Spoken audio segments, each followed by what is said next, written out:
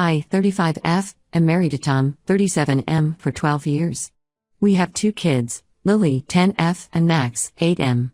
About 3 months ago, Tom's father, Carl, 68M, moved in with us after he lost his job and couldn't afford his apartment anymore. To give some background, Tom and I met in college. We were both studying business, and we hit it off immediately. Tom was always close to his family, especially his dad. Carl was a charming, outgoing guy who could light up a room with his stories. He worked as a sales manager for a manufacturing company and was always the life of the party at company events. When Tom introduced me to his family, Carl welcomed me with open arms.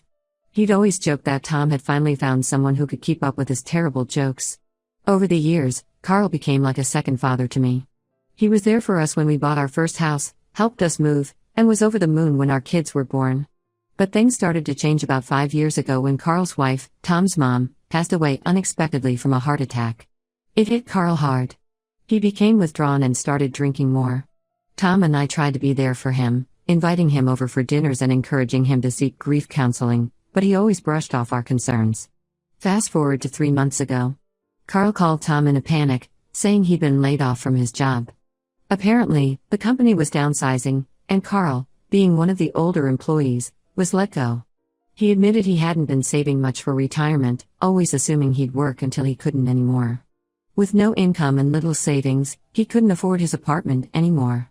Tom and I had a long discussion about what to do. We have a spare room that we'd been using as a home office, and we decided to offer it to Carl. We thought it would be temporary, maybe a few months until he could find another job or figure out his finances. At first, having Carl around was nice. He'd play with the kids after school, telling them stories about their dad's childhood antics. He even tried to cook dinner a few times, though his culinary skills left much to be desired. But as the weeks went by, things started to change. Carl began interfering with our daily routines. He'd constantly pull the kids away from their homework or chores to watch TV or play games with him. If Lily was practicing piano, Carl would turn up the volume on the TV in the next room. When Max was trying to finish a school project, Carl would insist on showing him just one more magic trick. If Tom was doing yard work, Carl would insist on going for a drive or to the hardware store, which always turned into hours-long excursions. They'd come back with bags full of unnecessary gadgets or tools, and Tom would sheepishly admit they'd also stopped for a few beers at the local pub. The worst part was that Carl seemed to think he was exempt from helping around the house. He'd leave his dishes in the sink, clothes on the floor, and expect me to clean up after him. When I asked him to pitch in, he'd say he was too old for that stuff, and that he deserved to relax in his golden years. I tried talking to Tom about it, but he kept making excuses for his dad. He's just adjusting, or he's had a rough time lately, cut him some slack. Meanwhile, I was doing all the housework for 5 people, trying to keep up with my part-time job as a graphic designer, and still make time for the kids' activities. The situation was starting to affect my relationship with Tom. We'd argue in hushed tones after the kids went to bed, with me feeling unheard and Tom feeling torn between his wife and his father. Our date nights, which we used to have every Friday, had become a thing of the past. Carl always seemed to have some crisis or need that required Tom's attention just as we were about to leave. I tried to be patient, remembering the kind, fun-loving man Carl used to be. I suggested we all sit down and come up with a schedule or some house rules, but Carl would conveniently be out or claim he wasn't feeling well whenever I brought it up. Last week, things came to a head. I had taken a day off work to deep clean the house while everyone else was out. Carl had convinced Tom to take a day off too, saying they should take the kids to a baseball game for some family bonding time. They promised they'd be back by dinner. I spent hours scrubbing floors, dusting shelves, and organizing closets. I even tackled the garage, which had become Carl's de facto storage unit for all the random items he'd brought from his apartment or bought on his outings with Tom. As I was putting the finishing touches on the living room, arranging fresh flowers I'd bought to brighten up the space, I got a text from Tom. They were running late and had decided to grab dinner at the stadium. I was annoyed but figured at least I'd have a quiet evening to myself. They didn't return until 10 p.m. I was in bed reading when I heard them come in. The sound of laughter and shuffling feet quickly turned into gasps and hushed whispers. Curious, I went downstairs to find a disaster zone. They had track mud all over my freshly mopped floors. Greasy takeout containers were dumped on the clean kitchen counter, and Carl was in the process of opening a beer, the cap falling to the floor as he fumbled with the bottle opener. The kids looked exhausted and cranky. Lily was whining about a stomachache from too much junk food, and Max was on the verge of tears because he just remembered he had a book report due the next day that he hadn't started. Tom at least had the decency to look guilty, but Carl just grinned and said, "You should have come with us, Sarah." It was a hell of a game. I lost it. All the frustration and resentment of the past few months came pouring out. I yelled at all of them to get out of the house and not come back until they learned to respect my time and effort. I told Carl he was acting like a teenager instead of a grandfather, and I reminded Tom that he had responsibilities to this family that didn't include being his father's drinking buddy. Tom and the kids looked shocked and immediately started apologizing, but Carl just rolled his eyes and muttered something about me being too uptight and no fun anymore. I spent that night in the guest room, alternating between crying and seething with anger. The next morning, Tom tried to apologize again. He promised he'd talk to Carl and that things would change. The kids, looking sheepish, offered to help clean up the mess from the night before. Over the next few days, Tom and the kids made an effort to help out more. Tom took over the laundry duties and started making sure the kids finished their homework before any playtime. The kids set the table for dinner without being asked and even surprised me by cleaning their rooms without prompting. But Carl's attitude didn't change. He kept making snide comments about how I was turning everyone against him and ruining the fun. He'd dramatically sigh and turn down the TV volume when I was on work calls, making sure I noticed his sacrifice. After a week of this, I sat Tom down for a serious talk. I reminded him of how our relationship used to be before Carl moved in. How we used to have time for each other, how our home used to be a place of peace rather than constant tension. I pointed out how Carl's presence was affecting our family dynamics and my mental health. Tom listened, really listened, for the first time in months. He admitted that he'd been so focused on not disappointing his dad that he'd been disappointing his wife and kids instead. We talked long into the night, discussing options and trying to figure out the best way forward. In the end, we agreed that Carl had to go.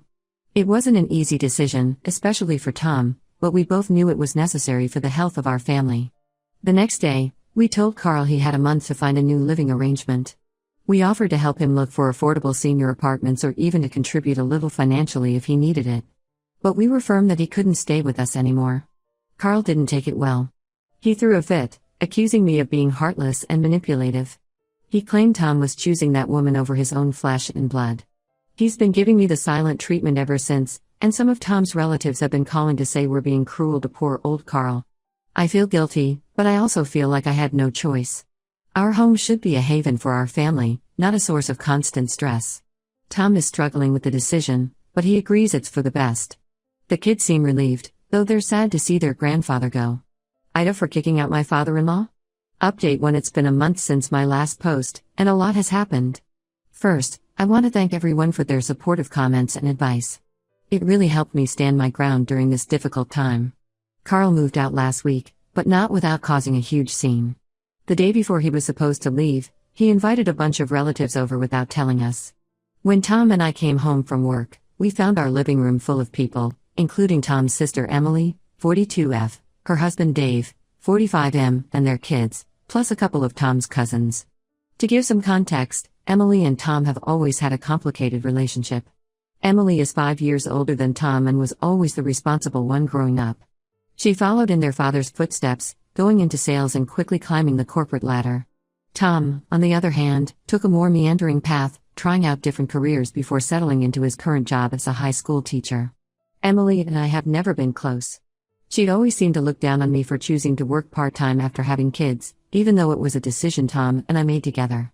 She's very career-focused and often makes comments about how she doesn't know how I do it with such a limited income. So when I walked into a living room full of Emily's judgmental stares, I knew we were in for a rough evening. Carl had apparently spent the afternoon telling them all about how we were throwing him out on the street and tearing the family apart. He conveniently left out all the details about his behavior and how he'd refused to contribute to the household. Emily was particularly upset, saying we should be ashamed of ourselves for not taking care of family. She brought up how Carl had always been there for them, reminding Tom about the time Carl had paid for his college textbooks when Tom was short on cash, or how he'd helped Emily with the down payment on her first house. I tried to explain our side of the story, but Carl kept interrupting and twisting my words. He painted himself as a helpless victim, claiming we were forcing him out because we couldn't be bothered to take care of him in his old age. The cousins, Mike, 39M, and Laura, 36F, were a bit more sympathetic. They've had their own struggles with Carl's behavior at family gatherings, but they still felt we were being too harsh. Mike suggested we try family therapy before making any drastic decisions. As the argument heated up, old family grievances started to surface. Emily brought up how Tom had missed her wedding rehearsal dinner because he was too busy with his college girlfriend, Me. Tom countered by reminding her how she criticized his career choice at every family dinner for years. It got so heated that Tom finally lost his patience and told everyone to leave. I'd never seen him so angry. He stood up and said, "This is our house, and we've made our decision. If you can't respect that, then you need to go." After they all left, Carl smugly told us he'd be staying with Emily and her family. I felt a twinge of guilt, knowing Emily had no idea what she was getting into, but I was also relieved that he'd be out of our house. The next day, as Carl was packing up his things, he accidentally knocked over a bookshelf, breaking several framed family photos. When I confronted him about it, he just shrugged and said, "Oops, guess I'm too old and clumsy to be careful." The look in his eyes told me it was anything but an accident. Tom helped his dad move his stuff to Emily's house, and when he came back, he looked exhausted. He told me Emily had already set up a Carl's corner in their living room, complete with his favorite recliner and TV. I couldn't help but feel a mix of sympathy and schadenfreude. Since Carl left, the atmosphere in our house has improved dramatically. The kids are back to doing their chores without complaint, and Tom has been much more helpful around the house. We've even started having family game nights again, something we hadn't done since before Carl moved in. Last weekend, we had our first date night in months. We went to our favorite Italian restaurant, the one where Tom had proposed all those years ago. As we sat there, enjoying our meal without any interruptions or worry about what chaos we might come home to, I saw the tension visibly leave Tom's shoulders. We talked about everything that had happened, really talked, in a way we hadn't been able to in months. Tom admitted that he'd been so caught up in trying to be a good son that he'd neglected being a good husband and father. He apologized for not standing up for me sooner and promised to do better. I shared my own feelings of guilt and frustration. I felt terrible for coming between Tom and his father, but I also knew we couldn't have continued living the way we were. We both acknowledged that the situation with Carl had brought some underlying issues in our relationship to the surface, and we committed to working on them together. However, the family drama isn't over. Emily has been posting passive-aggressive comments on social media about real family values and taking care of our elders. A few relatives have taken her side and have been giving us the cold shoulder. Tom's Aunt Susan, Carl's sister, called us to express her disappointment. She reminded us of how Carl had taken care of their mother in her final years and suggested we were being selfish. It was hard for Tom to hear, but he stood firm in our decision. On the other hand, Tom's cousin Laura reached out privately to offer her support. She shared some stories about Carl's behavior at family events that we hadn't known about, including an incident where he'd made inappropriate comments to her teenage daughter. Tom is struggling with the family tension, but he's standing firm in our decision. He told me he's realizing how much Carl has always manipulated family dynamics, and he's determined not to let it affect our immediate family anymore. We're planning to have a small family barbecue next weekend, inviting only the relatives who have been supportive or neutral about the situation. It feels good to be reclaiming our space and our family life, but I can't shake the feeling that this isn't the last we'll hear from Carl or his supporters. As for me, I'm trying to focus on the positives. Our home feels like ours again. The kids are happier and more settled. Tom and I are reconnecting in a way we haven't in years. It's not perfect, and we still have a lot to work through, but for the first time in months, I feel hopeful about our future. Update 2. Well, it's been another month, and the Carl saga continues. Remember how I mentioned feeling a mix of sympathy and schadenfreude when Carl moved in with Emily? Turns out, my instincts were right on the money. 2 weeks ago, Emily called Tom in tears. Apparently, living with Carl had become a nightmare. He was doing the same things at their house that he did at ours, interrupting routines, making messes, and refusing to help out. Emily, always the perfectionist, had a hard time adjusting to Carl's chaotic presence.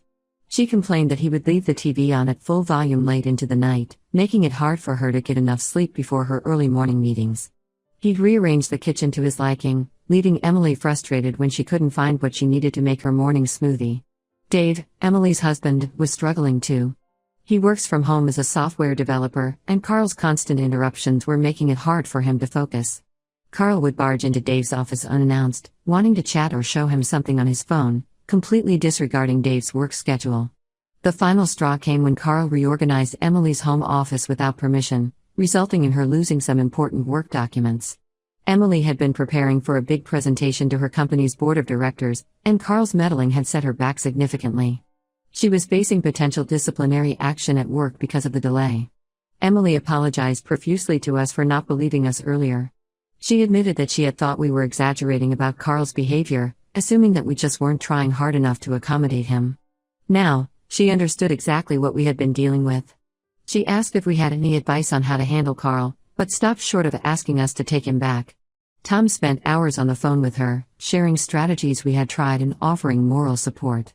It was strange to hear Emily, usually so confident and put together, sounding so defeated. A few days after that call, we got a surprise visit from Dave. He came alone, looking stressed and sleep-deprived. Over coffee, he confided that Carl's presence was putting a strain on his marriage. He and Emily were constantly arguing about how to handle Carl's behavior, and their kids were starting to act out in response to the tense atmosphere. Dave shared that their 15-year-old daughter, Megan, had started staying out late without permission, and their 12-year-old son, Jake, had been caught skipping school twice in the past week. Both kids were using the chaos at home as an excuse to push boundaries. Dave asked if we could talk to Carl, to try and make him understand the impact of his actions. He looked desperate, admitting that he'd even started looking into extended stay hotels as a way to get some peace and quiet. Tom agreed to talk to Carl, but I was skeptical. Still, we invited Carl over for dinner the following weekend, hoping to have a calm, rational discussion. That dinner was an experience. At first, Carl acted like nothing was wrong, chatting about baseball and complaining about the weather. He asked about the kids' school activities and even complimented me on the meal, something he'd rarely done when he lived with us. When Tom finally brought up the issues at Emily's house, Carl's demeanor changed completely. His face darkened, and he put down his fork with a clatter. He accused us of turning Emily and Dave against him, saying we were jealous of how much his grandkids loved him. He claimed Emily was overreacting to a few small mistakes, and that Dave had always had it out for him. According to Carl, Dave was just looking for an excuse to get rid of him because he was jealous of Carl's close relationship with Emily. Carl went on a long rant about how ungrateful his children were, how he'd sacrificed everything for them, and how we were all conspiring to make him miserable in his old age. He brought up ancient family history, blaming Tom for incidents that had happened decades ago when Tom was just a child. The conversation quickly devolved into Carl yelling and storming out of the house. As he left, he knocked over a potted plant by the door, soil spilling across the entryway. He didn't even pause or look back. Tom and I were left stunned, picking up the pieces, literally and figuratively. As we cleaned up the dirt from the fallen plant, we talked about how Carl's behavior seemed to be getting worse. We wondered if there might be more going on than just stubbornness and entitlement. The next day, we got calls from both Emily and Dave, thanking us for trying. They'd had a long talk after Carl came home in a rage from our dinner, and they've decided to give Carl an ultimatum: either he starts respecting their home and contributing, or he'll need to find somewhere else to live. This whole situation has caused a major rift in Tom's extended family. Some relatives are siding with Carl, saying we're all being too harsh on a poor old man. Tom's Aunt Susan has been particularly vocal, calling us repeatedly to berate us for our treatment of Carl.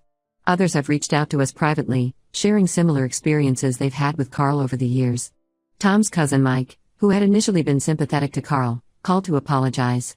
He shared a story about Carl ruining his son's graduation party a few years back by getting drunk and picking a fight with Mike's father-in-law. Tom is struggling with guilt, wondering if we did the right thing by not letting Carl stay with us longer. He's been having trouble sleeping, often getting up in the middle of the night to look at old family photos. I'm trying to be supportive, but I'm also firm in my belief that we made the right choice for our family. We're now looking into senior living options in the area, thinking it might be the best solution for everyone involved. We found a few places that offer a good balance of independence and support, but we're not sure how to bring it up with Carl. Knowing him, I doubt he'll go quietly into any kind of retirement community. As for us, we're focusing on healing our immediate family. The kids are doing better without the constant disruption. Lily has started taking guitar lessons, something she'd been wanting to do for a while but never had the time for when Carl was around. Max's grades have improved, and his teacher commented on how much more focused he seems in class. Tom and I are working on rebuilding the connection that got lost in all the Carl-related stress. We've started having regular date nights again, even if it's just a quiet dinner at home after the kids are in bed.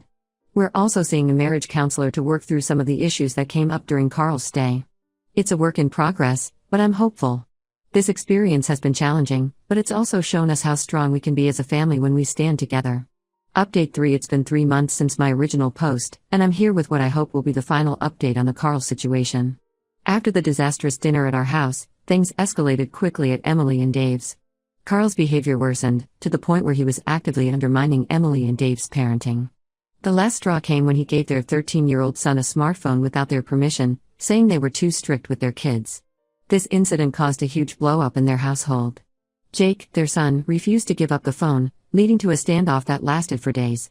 Emily and Dave were furious with Carl for going behind their backs, especially since they'd had numerous conversations with him about respecting their parenting decisions. Emily and Dave finally followed through on their ultimatum and told Carl he had to leave. This set off a chain reaction in the family. Carl started calling relatives, trying to find someone else to take him in. Most made excuses, but our cousin Linda, 55F, agreed to let him stay for a little while. Linda lives alone in a small apartment, and I think she was lonely and saw this as an opportunity for some company. She remembered Carl as the fun uncle from her childhood and thought it might be nice to reconnect. I felt bad knowing what she was in for, but it wasn't my place to warn her. Tom and I, along with Emily and Dave, decided it was time for an intervention. We reached out to Carl's doctor and discovered that he hadn't been to a checkup in years. The doctor was concerned and agreed to help us convince Carl to come in for a full evaluation. It took some doing, but we managed to get Carl to agree to the checkup. We framed it as a requirement for the senior living communities we've been researching, which wasn't entirely untrue. Carl grumbled about it but eventually gave in. The results were eye-opening. Carl was diagnosed with early-stage dementia, which explained some of his erratic behavior and forgetfulness. He also had untreated high blood pressure and diabetes, which were likely contributing to his mood swings. The diagnosis hit us all hard, especially Tom. There was a mix of relief at having an explanation for Carl's behavior, guilt for not noticing sooner, and fear about what the future might hold. Tom spent a lot of time researching dementia, trying to understand what his dad was going through and how we could help. With this new information, we had a family meeting, including Carl this time. It was tough, but we finally got through to him about the seriousness of his health situation. The doctor had recommended a specific assisted living facility that specializes in memory care, and after much discussion and, frankly, argument, Carl agreed to give it a try. The transition hasn't been smooth. Carl still has days where he insists he's fine and doesn't need help. He's called Tom more than once, demanding to be picked up and brought home. But the staff at the facility have been amazing, and they're slowly winning him over with activities he enjoys and a structured routine that seems to help with his symptoms. Tom visits him several times a week, and I go along sometimes with the kids. It's actually been good for our relationship with Carl. Without the stress of living together, we can enjoy our time with him more. The kids love telling him about school and showing him their artwork, and he seems more present and engaged than he was when he lived with us. The family rift is slowly healing. Emily and Dave have been our biggest allies through all of this, and we've grown much closer as a result. We've started having regular family dinners, something that would have been unthinkable a few months ago. Some of the relatives who initially sided with Carl have come around after learning about his health issues. Aunt Susan, who was one of our harshest critics, called to apologize. She shared that she'd been in denial about Carl's changing behavior because it reminded her too much of her late husband's struggle with Alzheimer's. A few family members are still upset with us, but Tom is learning to set boundaries and not let their opinions affect our family's well-being. He's been working with a therapist to process his feelings about his dad's condition and his changing role in the family. As for Tom and me, this whole experience has been a wake-up call. We've started having serious discussions about our own future plans, health directives, and what we want for our kids as we age. It's not always easy to talk about, but I feel like we're building a stronger foundation for our family's future. Looking back, I still believe we made the right choice in not letting Carl continue to live with us. While I wish we had pushed for medical intervention sooner, I know we did the best we could with the information we had at the time. It's been a challenging few months, but I'm cautiously optimistic about the future. Carl is getting the care he needs, our family relationships are on the mend, and our home is once again the peaceful haven it should be.